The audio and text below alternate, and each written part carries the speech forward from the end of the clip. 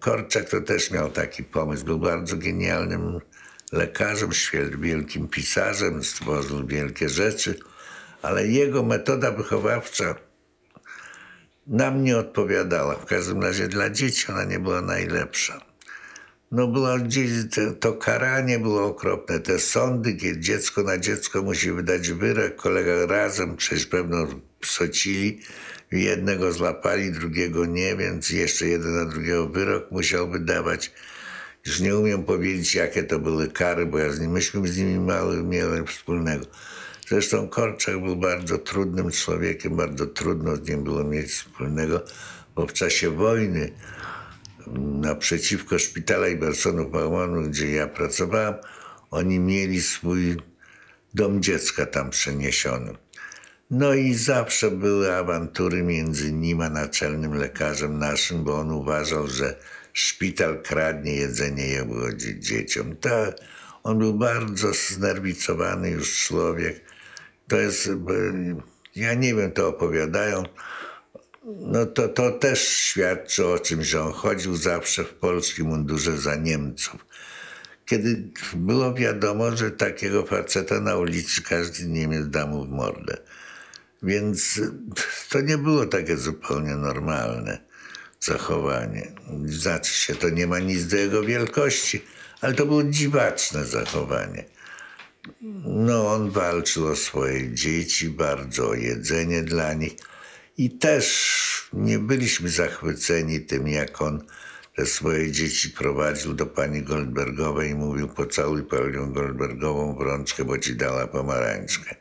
Albo jak robił przedstawienia dla takich bogatych, takich szmuglerów i gestapowców i dzieci przedstawiały jakąś sztukę i on dostawał za to worek mąki. No nie byliśmy tym zachwyceni. Nie było to takie reinarische, czysto takie społeczne wychowanie. Poza tym, no trzeba powiedzieć taki dziwną rzecz. To przecież była zorganizowana młodzież. Cała zorganizowana młodzież w jakiejś mierze prawie cała przyszła w większej, mniejszej liczbie do żydowskiej organizacji bojowej. Od Korczaka ani jednej osoby nie było. To też coś świadczy, jak on ich wychowywał. Coś to nie było takie wychowanie prospołeczne. Było to, ja nie umiem powiedzieć, bo ja z tym nie miałem nic wspólnego. Ale wobec tego, że te stosunki między szpitalem a Korczakiem były takie napięte, to nie miałem do niego sympatii jako do człowieka i wobec tego się tym nie interesowałem. Nie tylko ja, tylko ci moi koledzy też nie. No, Stasia Merenholz opowiadała, że musiała oszukiwać Korczaka, bo ona była psychologiem i kwalifikowała dzieci do tego, żeby byli przyjęci do domu Korczaka. Więc nie pamiętam, jaka to liczba, ale Korczak nie chciał przyjmować niżej 110 razy inteligencji, on chciał mieć samych geniuszy. Więc Stasia, która była pedagogiem tam, to ona, jak to zwykle, to ona oszukiwała go. Powiedziała, że tutaj, gdzie jest 80 czy 70, że to jest 110, żeby on przyjął tam, gdzie była potrzeba, gdzie była nędza i tak dalej. Także różne takie drobne rzeczy. Ja nie mówię o jego pisarstwie, o jego opowiadaniach do Starego Doktora, o wielkim talencie literackim, wielkiej akcji społecznej, na przykład, że był uczciwym człowiekiem, największym i tak dalej. To wszystko jest prawda i że poszedł z dziećmi na Unschlagplatz i razem z nim pojechał. Trzeba, to wszystko, to obrasta legendą, ale to wszystko jest prawda. W każdej legendzie jest jądro prawdy.